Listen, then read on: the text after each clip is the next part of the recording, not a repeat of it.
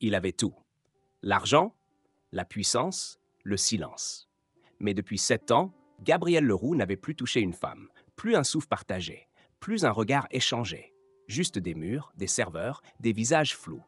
Jusqu'à ce matin d'hiver, quand elle est entrée dans son bureau et qu'il a cessé de respirer. Gabriel Leroux ne vivait plus vraiment.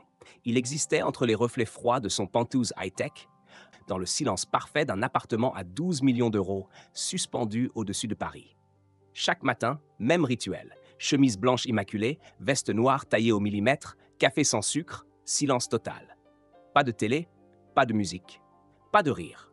Seulement le bruit de ses pas sur le parquet impeccable et le souffle monotone de la ventilation centralisée. Son empire, Nemesis Tech, tournait sans lui. Il l'avait bâti de ses mains, ligne de code par ligne de code, jusqu'à créer une IA capable de gérer plus d'1 millier de décisions simultanées sans jamais faillir. Une machine froide, à son image. Il ne recevait plus que les urgences, et il n'y en avait jamais. Les réunions, il les esquivait. Les fêtes d'entreprise, supprimées. Les cadeaux d'anniversaire, automatisés par des scripts. Il vivait dans une bulle de verre, sans faille, sans voix. Depuis la mort de Diane, il s'était juré de ne plus ressentir. Une promesse froide, tenue avec une rigueur presque militaire. Il évitait les femmes, les fêtes, les émotions. Il avait tout réduit à une science, même la solitude. Mais ce matin-là, on toqua à sa porte. « Monsieur Leroux ?» murmura une voix claire derrière l'ombre du battant. Elle entra. Camille Auriac, nouvelle recrue, assistante administrative. Elle portait une blouse simple, trop légère pour l'hiver. Ses cheveux bruns attachés maladroitement laissaient quelques mèches s'échapper autour de son visage. Elle semblait nerveuse, mais ses yeux, d'un brun trouble, étaient ancrés dans une détermination silencieuse. Gabriel leva les yeux, et le temps s'arrêta. Pas à cause de la beauté, mais à cause de la douleur familière qu'il lut dans ses pupilles. C'était comme un miroir inversé. Elle portait quelque chose en elle. Un fantôme, comme lui. Gabriel referma immédiatement le tiroir de ses émotions. Elle n'était qu'une employée. Jeune, inexpérimentée, trop présente. Il n'aimait pas sa façon de regarder autour d'elle, comme si elle cherchait quelque chose. Ou quelqu'un. Il décida de l'ignorer. Mais Camille, elle, insistait. Discrètement. Elle posait des questions. Pas des questions banales. Vous étiez là dès le lancement de Nemesis, n'est-ce pas? Qu'est-ce qui a poussé la société à devenir si automatique? Elle riait nerveusement quand leurs regards se croisaient.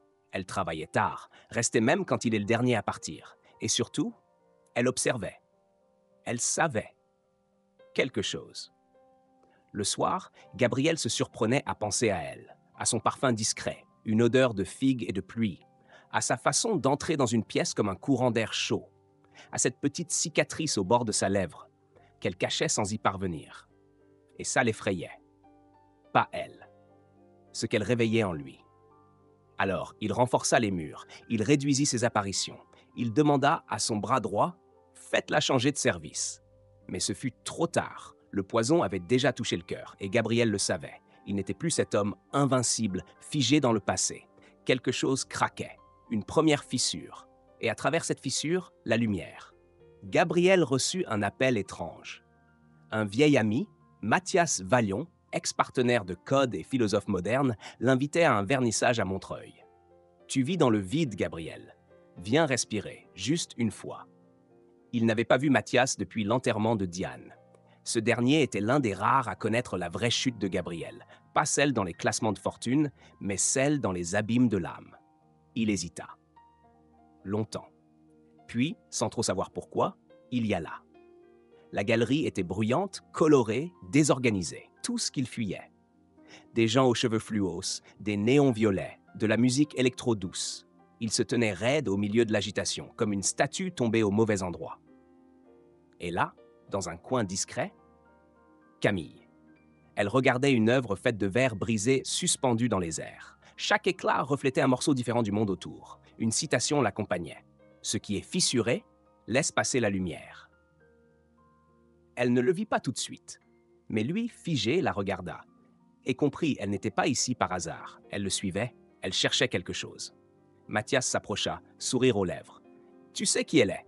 Gabriel fronça les sourcils. « Une employée. » Mathias pinça les lèvres, son regard se voilant. la fille d'Henri Auriac. Le nom tomba comme une lame. Henri Auriac, son ancien ingénieur en chef, brillant, visionnaire, fragile aussi. Gabriel l'avait licencié brutalement après une crise mentale déclenchée par un projet de Némésis. L'affaire avait été étouffée. Quelques mois plus tard, Henri avait été retrouvé mort dans un petit appartement de la banlieue nord. Overdose d'antidépresseurs. Gabrielle blêmit. Camille savait. Et pourtant, elle n'avait rien dit. Elle lui souriait parfois. Elle lui avait offert du café. Elle avait écouté ses silences et lui, il lui avait donné du mépris. Le lendemain, Gabriel convoqua Camille dans son bureau. Mais cette fois, il n'était pas froid. Il était hésitant, humain. Le bureau était baigné d'une lumière grise. La tour Eiffel se devinait à travers les vitres. On aurait cru une scène de théâtre, figée, tendue. Camille entra, silencieuse, un carnet à la main. Il la regarda longtemps sans parler. Puis enfin, « Pourquoi êtes-vous ici, Camille ?» Elle baissa les yeux, long silence. Il pensa qu'elle allait mentir, mais non. « Je voulais comprendre ce qui a tué mon père. » Il sentit une aiguille glacée percer sa poitrine. Et pourtant, ce n'était pas de la colère. Elle n'avait pas crié. Elle ne s'était pas levée. Elle était là, vulnérable, debout devant l'homme qui avait détruit sa famille. Mais il y avait plus que la douleur dans sa voix. Il y avait une étrange chaleur, une forme de compréhension. Peut-être même d'empathie. Elle ajouta doucement. Et peut-être vous comprendre aussi. Le cœur de Gabriel battait plus fort qu'il ne l'avait fait depuis des années. Elle aurait pu le détruire, l'exposer, le traîner dans la boue, mais elle choisissait l'inconcevable, le pardon. Il ne savait plus comment parler. Il sentit ses doigts trembler, alors il les glissa sous son bureau pour les cacher. Puis il fit ce qu'il n'avait plus fait depuis 7 ans. Il proposa un geste simple, un acte humain. Il lui proposa un café, un simple café. Mais dans le langage d'un homme en ruine, c'était une confession. Il avait franchi le seuil, il ne voulait plus survivre. Il voulait vivre. Depuis ce jour du café fait partager, quelque chose avait changé. Gabriel et Camille se croisaient plus souvent, par hasard, ou pas. Des silences chargés de sens. Des regards un peu trop longs.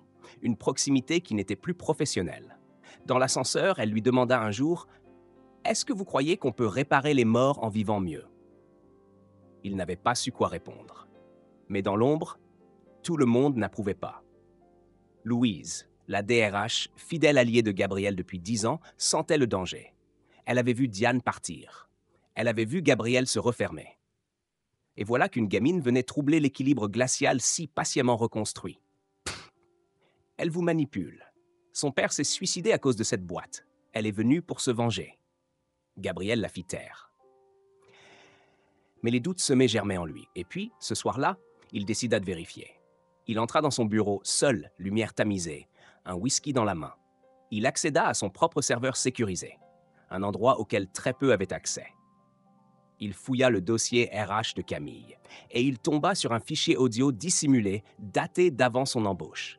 Une conversation enregistrée, voix étouffée mais claire. « Je veux juste qu'il me voie, qu'il ressente ne serait-ce qu'un centième de ce que mon père a vécu. » Un coup de poignard, une trahison. Les mots se répétaient dans sa tête comme une incantation maudite. Qu'il me voie, qu'il ressente. Et lui qui s'était permis d'espérer, de ressentir, de vouloir plus. Il passa la nuit éveillé, la mâchoire crispée, l'âme écroulée. Camille frappa à la porte ce soir-là, le visage tendu, les mains tremblantes. Elle savait. Quelqu'un l'avait prévenue. Louise, peut-être, ou l'intuition. Les cœurs blessés reconnaissent le silence des hommes en colère. Gabriel la regarda, froid, figé. Il était de nouveau le maître des lieux, le PDG impitoyable. Mais dans ses yeux, une douleur qu'elle n'avait jamais vue. Depuis le début, c'était un plan, un piège bien ficelé. Elle ouvrit la bouche, mais rien ne sortit. Elle voulut répondre, mais il l'interrompit. « Sors !» Elle ne bougea pas. Alors il cria. « Sors !» Le hurlement résonna dans tout l'étage, comme un coup de tonnerre. Camille recula, les yeux embués. Elle ne plaida pas sa cause. Elle ne pleura pas. Elle referma la porte doucement. Et il sut, à cet instant précis, qu'elle ne reviendrait pas. Le lendemain, elle ne revint pas. Pas de courrier de démission. Juste un badge laissé sur un bureau vide. Gabriel replongea, rechuta dans la solitude. Le silence. Mais cette fois, quelque chose clochait. Ce n'était plus le confort d'avant. C'était un vide, un abîme. La lumière de Camille avait pénétré trop loin. Elle avait illuminé des pièces qu'il pensait condamnées. Et maintenant qu'elle n'était plus là, l'obscurité était encore plus écrasante. Il marcha jusqu'à sa chambre sans allumer la lumière. Il ouvrit une vieille boîte sous son lit, la boîte de Diane. Des lettres, des photos, un carnet. Et une phrase écrite de sa main qu'il relut 10 fois. « Pardonne une fois. Ne regrette jamais d'avoir aimé. » Alors il comprit. Ce n'était pas Camille qui l'avait trahi. C'était lui-même. Il avait refusé d'y croire, encore une fois, et il l'avait perdu. Une semaine passa, puis 2. Camille avait démissionné sans un mot. Aucun message, aucun reproche, rien. Gabriel aurait préféré une insulte, une gifle, quelque chose. Mais non, le vide. Gabriel, lui, n'était plus le même. Il errait dans les couloirs de Némésis comme un étranger dans sa propre création. Il avait commencé à parler, à ses employés, à Mathias, à lui-même. Il réorganisa toute l'entreprise, réhumanisa les processus, fit tomber les murs de verre. Il rendit la parole aux oubliés, il écouta ceux qui n'avaient jamais regardé. Il convoqua même une réunion générale, la première en septembre. Il y parla de vulnérabilité, d'erreur, d'Henri Auriac.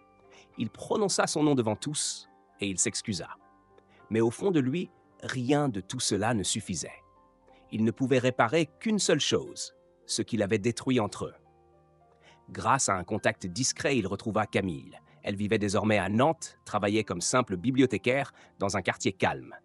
Une vie sobre, silencieuse, loin du bruit, loin de lui. Il ne prévint pas. Il prit un train, pas en classe affaires, pas en costume, sans garde du corps, sans montre connectée. Juste un bouquet de pivoine blanche. Les fleurs qu'elle aimait, gravées dans une illustration qu'elle avait laissée dans son ancien bureau. Il entra dans la bibliothèque. Elle classait des livres, tournait le dos. Il la reconnut à sa silhouette, à sa lenteur attentive. Il hésita, puis avança. Elle leva les yeux, et tout s'arrêta. Silence, long, puissant. Il posa le bouquet sur le bureau sans un mot, puis parla, la voix basse, rauque, brisée. « Je suis venu m'excuser, pas pour ce que j'ai dit, mais pour ce que j'ai détruit. » Elle resta muette, surprise, figée. Il continua, un pas plus près, presque chuchotant. « Je ne veux pas que tu partes de ma vie comme Diane. Je veux que tu y restes, même si c'est en silence. » Camille s'approcha, lentement, le regard brûlant de larmes qu'elle ne versait pas. Elle ne le toucha pas, ne lui sourit pas. Elle lui tendit un livre, un roman, usé, annoté. Il l'ouvrit. À l'intérieur, une page pliée. Une phrase soulignée. « Ce n'est pas l'amour qui nous sauve, c'est le courage de l'admettre. » Gabriel et Camille ne sont pas devenus un couple hollywoodien. Pas de déclaration en haut de la tour Eiffel, pas de mariage éclair.